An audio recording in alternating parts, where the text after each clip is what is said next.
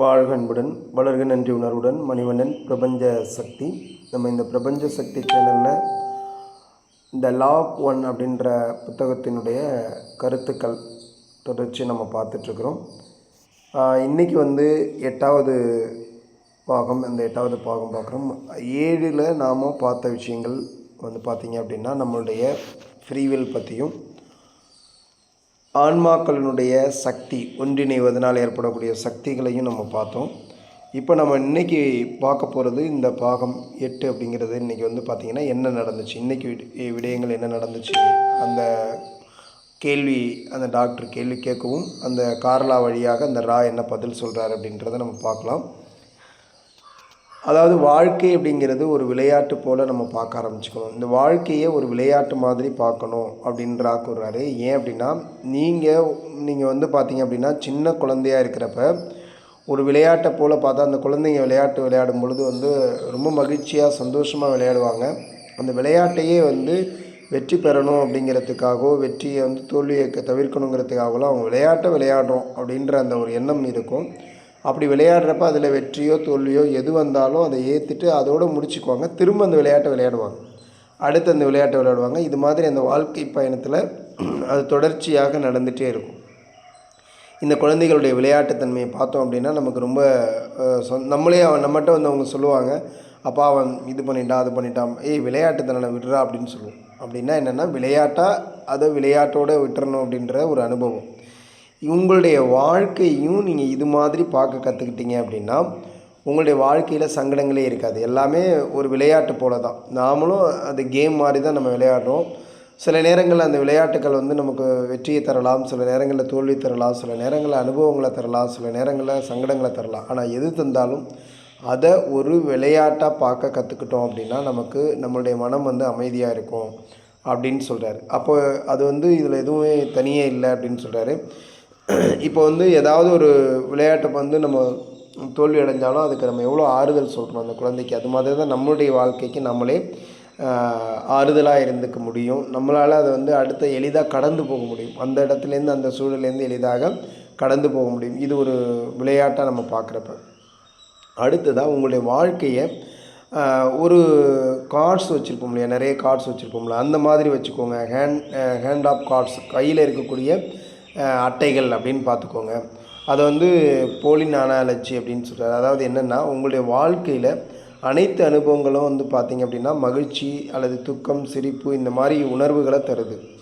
இதை வந்து உங்களுடைய வாழ்வின் அனைத்து அனுபவங்களும் மகிழ்ச்சி இது மாதிரிலாம் இது என்னென்னா ஒரு கார்ட்ஸ் மாதிரி நீங்கள் வச்சுக்கோங்க. உங்கள் வாழ்க்கையில் நடந்த எல்லாமே ஒரு ஒரு ஒரு கை, உங்களுடைய கை மாதிரியும் அதில் வரக்கூடிய ஒவ்வொரு அனுபவத்தையும் கார்டு மாதிரி வச்சுக்கிட்டீங்க அப்படின்னா அது வந்து உங்களுடைய அடையாளமாக இருக்காது. அது ஒரு ஜேர்னி மாறிட்டே இருக்கும். அது ஒரு எக்ஸ்பீரியன்ஸாக மட்டும்தான் உணர்வீங்க. அது வந்து நம்ம என்ன நினைக்க மாட்டோம் அப்படின்னு கேட்டிங்கன்னா நம்மளுடைய அடையாளமாக, சொந்த ஐடென்டிட்டியாக நம்ம பார்க்க மாட்டோம்.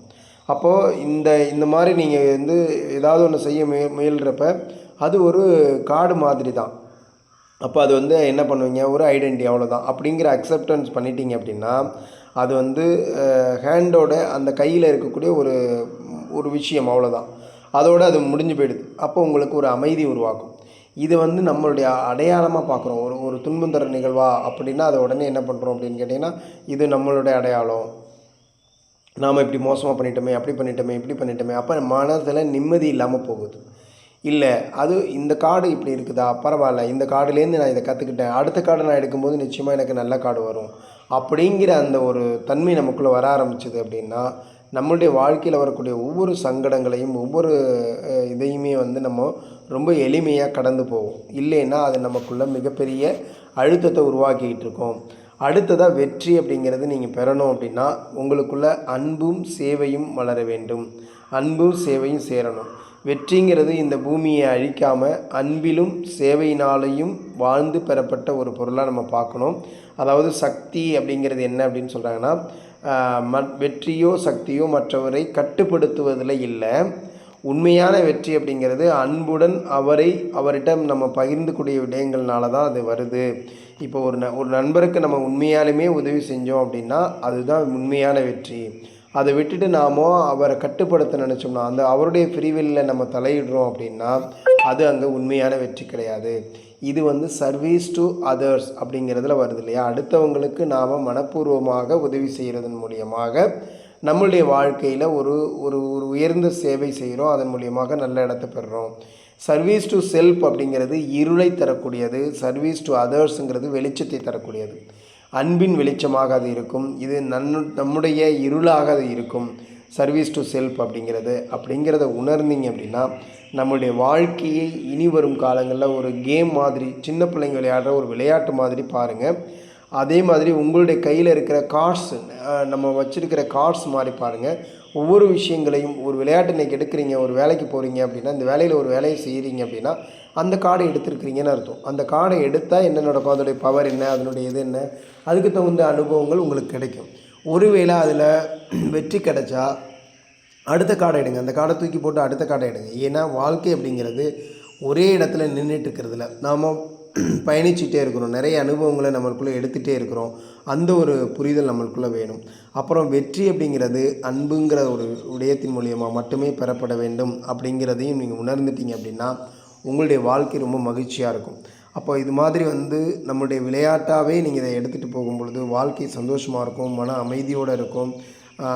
இது வந்து எல்லாருக்கும் பிறருடைய தேவையை உணர்ந்து நீங்கள் செய்யக்கூடியவங்களாக வாழுங்க.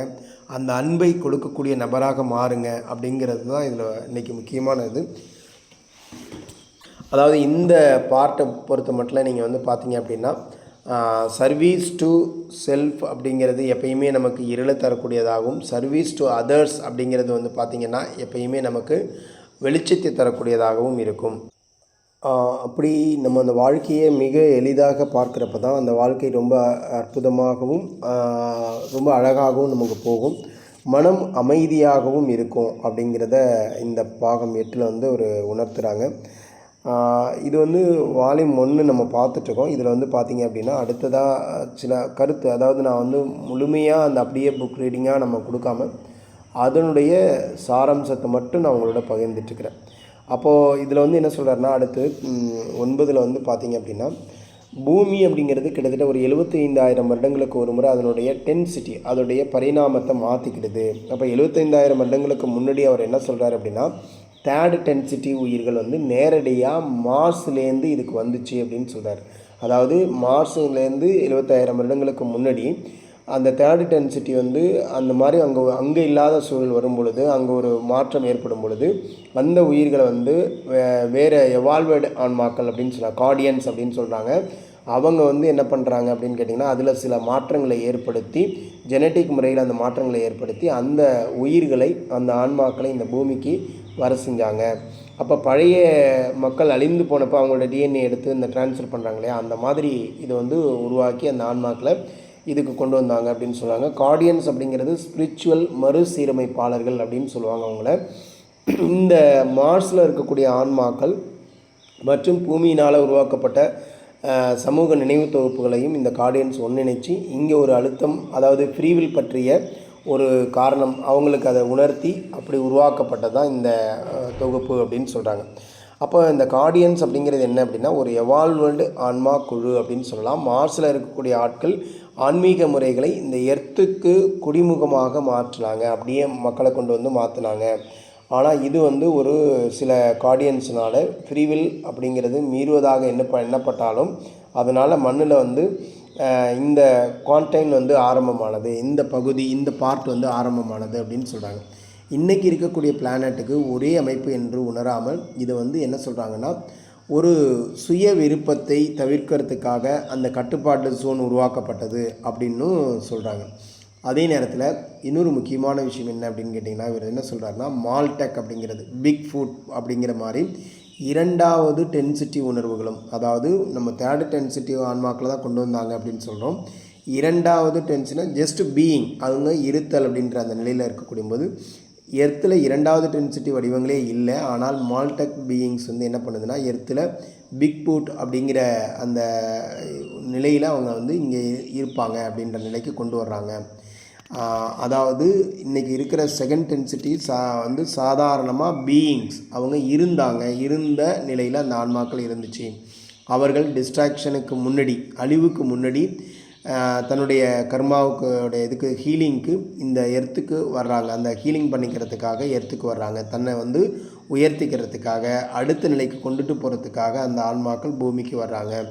அதே மாதிரி வந்து பார்த்திங்க அப்படின்னா டீப் கேவ்ஸ் அப்படின்னு சொல்லலாம். அது மாதிரி நிறைய இது மாதிரி பெரிய பெரிய கால்நடை தடங்கள் உள்ள விலங்குகள் மாதிரி அவங்கெல்லாம் இருக்கிறாங்க அப்படின்னு நடை பண்ணுகிறார்கள் அப்படின்னு நம்ம நிறைய பழைய காலத்தில் இருந்த ஸ்டோரியில நம்ம படிச்சிருப்போம். அது மாதிரிலாம் நம்ம இருந்தாங்க அப்படின்ற பார்த்துருப்போம்.